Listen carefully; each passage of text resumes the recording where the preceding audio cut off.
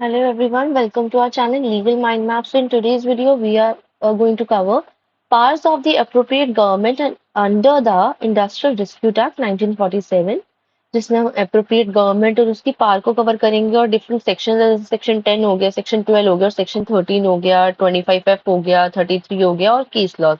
इन सबके साथ हम इन सारी चीजों को cover करेंगे. तो let's start our video. सबसे पहले तो आते हैं मीनिंग के ऊपर. अप्रोप्रिएट गवर्नमेंट का इस वीडियो में क्या मीनिंग है. तो देखो, हमने अभी पिछली वीडियो में डिस्प्यूट्स कवर किए थे, हमने उसमें अप्रोप्रिएट हमने कुछ ट्रिब्यूनल भी कवर किए थे ना, केस कि कौन से केस किस किस कोर्ट के पास जाते हैं. ऐसे अप्रोप्रिएट गवर्नमेंट का भी रोल होता है इंडस्ट्रियल डिस्प्यूट में. इंडस्ट्रियल रिस्पॉन्सिबिलिटीज होती है कुछ कि अगर किसी के साथ कुछ गलत हो रहा हो तो अप्रोप्रिएट गवर्नमेंट जो है, जो भी अप्रोप्रिएट गवर्नमेंट मतलब जिसको भी अथॉरिटी है उस टाइम पे, जिसकी जिसकी भी जो भी रिस्पॉन्सिबल है, जो इंटरफेयर कर सकती है, ठीक है, वो इंटरफेयर करके उस चीज को रोकेगी अगर किसी के साथ अनफेयर हो रहा है, किसी भी सिचुएशन में किसी भी तरफ मैनेजमेंट के साथ या फिर वर्कमैन के साथ अनफेयर हो रहा है, तो कोई ना कोई गवर्नमेंट जो अप्रोप्रिएट होगी उस सिचुएशन में आके उसे रोकेगी, इंटरफेयर करेगी. So the term appropriate government in the context of the Industrial Dispute Act 1947 refers to the authority responsible for overseeing and regulating industrial relations. तो ये अथॉरिटी क्या ध्यान रखती है कि इंडस्ट्री में सब ठीक चल रहा है नहीं चल रहा है, इंडस्ट्रियल रिलेशंस ठीक चल रहे हैं नहीं चल रहे. It possesses it possesses certain powers to intervene and manage disputes, ensuring a fair and orderly resolution process between employers and employees. इस बात का ध्यान रखा जाता है कि एम्प्लॉयर्स और एम्प्लॉयज के बीच मतभेद ना हो, अच्छे से काम करे, पीसफुल वर्क इन्वायरमेंट हो और कोई भी डिस्प्यूट ना हो, सेटलमेंट हो जाए डिस्प्यूट्स का.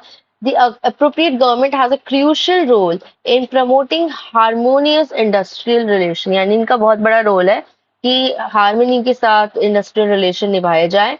And its power are outlined in various section of the act. So now इसके पार की बात करते हैं. सबसे पहले आ जाता है हमारा सेक्शन 2A, जिसके अंदर हमें डिफाइन किया गया अप्रोप्रिएट गवर्नमेंट को. Now meaning, this section defines the appropriate government as the central government. Appropriate government क्या है? सेंट्रल गवर्नमेंट है according to this section concerning industrial disputes.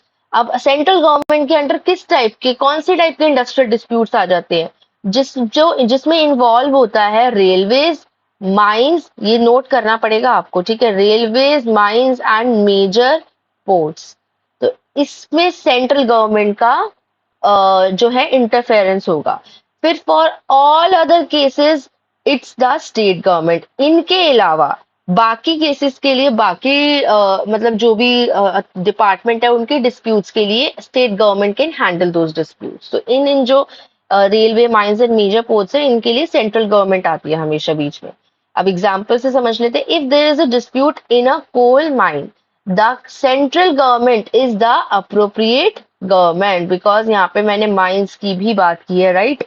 Okay, now section 10, reference of disputes to boards, courts और tribunal. इसमें इसको समझते हैं. अब the appropriate government has the power to refer an industrial dispute to a labour court. अब एक government जो होगी, अप्रोप्रिएट गवर्नमेंट होगी, उसके पास पावर होगी कि अब ये डिस्प्यूट कॉन्सिलेशन के हाथ से निकल चुका है, बहुत ज्यादा बिगड़ रहा है, बढ़ रहा है, तो इसे कोर्ट में रेफर करना पड़ेगा.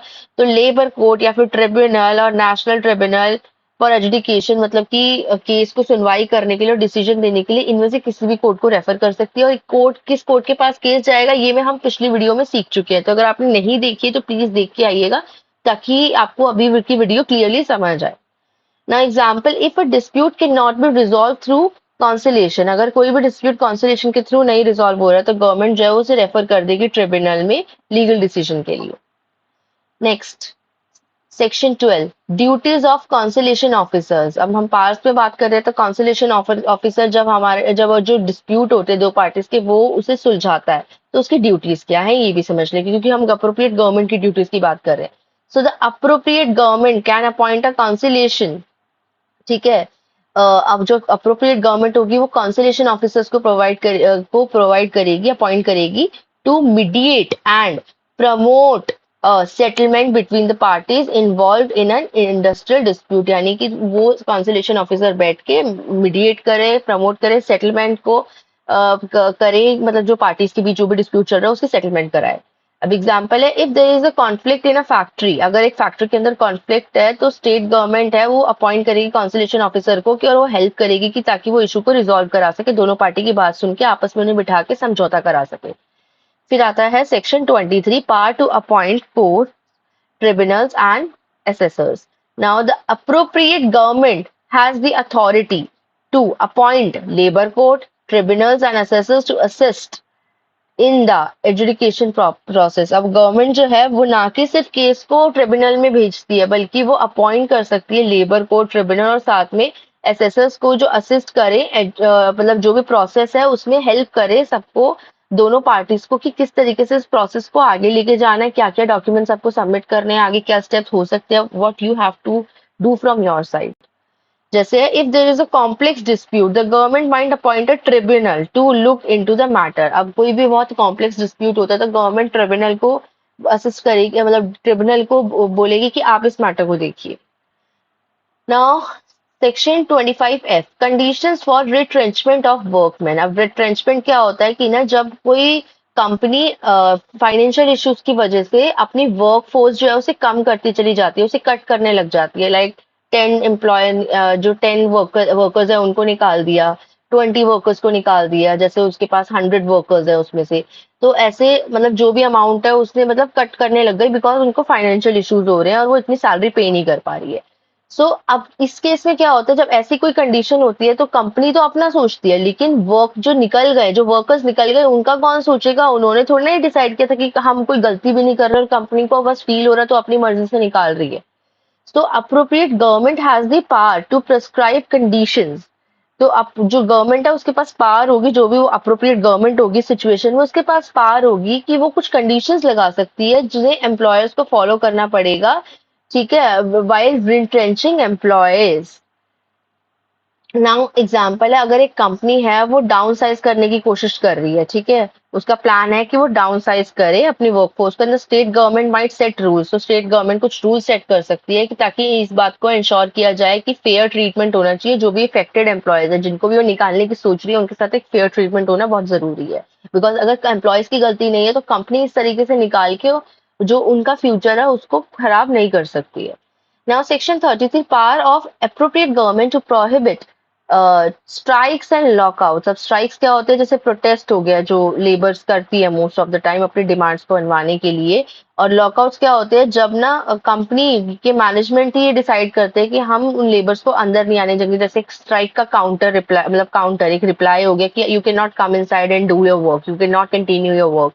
जब कंपनी में आने से रोका जाता है वर्क फोर्स को या कुछ भी, तो मतलब काम रुक जाता है जिस वजह से, तो लॉकआउट में आ जाते हैं। So now meaning the appropriate government can prohibit strikes. तो जो गवर्नमेंट है उसके पास पावर होती है कि वो स्ट्राइक और लॉकआउट्स को रोक सकती है in certain situation that might be determined to public interest. But उनके पास भी एक वाजिब मतलब एक सिचुएशन होनी चाहिए, पहले उन्हें देखना पड़ेगा कि रोकना सही भी है या नहीं है। अगर पब्लिक इंटरेस्ट के लिए, उनके हित के लिए चीज सही है कि रोका जाए तो उन्हें रोकनी पड़ेगी। जहाँ पे like you know situations worst हो रही है, या फिर उस स्ट्राइक की वजह से या लॉकआउट की वजह से उनके अलावा और अलग अलग लोग भी इफेक्ट हो रहे हैं। जैसे काम इफेक्ट होगा तो उस अगर कोई ऐसी बड़ी इंडस्ट्री है जिसका काम इफेक्ट हो रहा है तो नॉर्मल लोगों को जो उनसे जुड़े हुए हैं उनको प्रॉब्लम हो रही है वर्क फोर्स के अलावा, तो भी गवर्नमेंट रोक सकती है इस चीज को। या फिर स्ट्राइक के टाइम पे जो है नॉर्मल लोगों को प्रॉब्लम हो रही है जो उनसे रिलेट भी नहीं करते हैं उस कंपनी से, तो भी गवर्नमेंट उसके बीच में आ सकती है। Example, if a strike is an essential service threatens public safety. अगर एक स्ट्राइक हो रही है, प्रोटेस्ट हो रहा है, और वो ना जो पब्लिक सेफ्टी के लिए कुछ एसेंशियल सर्विस है उनको थ्रेटन कर रही है, उनको प्रॉब्लम दे रही है, तो जो गवर्नमेंट है वो बीच में इंटरफेयर कर सकती है और वो प्रोहिबिट भी कर सकती है, मना कर सकती है, close it, you can not do it any more now. अब आता है केस लॉ, ठीक है। मजदूर सभा Saharanpur versus Indian rayon and textile limited. अब इस केस में क्या था, जो इशू था वो लॉकआउट के रिलेटेड था, कि the issue was related to lockout declared by the management. Management ने लॉकआउट डिक्लेयर कर दिया था, यानी now they are not like they can not work, the workers can not work in the company, they are not allowed to enter. So the court examined the powers of the appropriate government. अब court ने कहा कि अब जो government responsible है, जो authority है जिसके पास, वो जाएगी और अब इंटरफेयर करेगी इस सिचुएशन में, ठीक है, intervene and whether the lockout was justified, और जाके चेक करेगी कि जो लॉकआउट है ये सही है या नहीं, ये जस्टिफाइड है या नहीं। तो इस केस को क्यों डाला गया था? इस केस को ये समझाने के लिए डाला गया था कि क्या अप्रोप्रिएट गवर्नमेंट की किस सिचुएशन में पावर है। तो इस केस में अप्रोप्रिएट गवर्नमेंट का इंटरफेयर हुआ था। Now that's it in this video. I hope आपको वीडियो समझ आई होगी। फिर भी कोई डाउट होता है तो प्लीज हमें कमेंट बॉक्स में आप बता सकते हैं। Will try to solve it, and don't forget to like, share and subscribe to our channel. Thank you.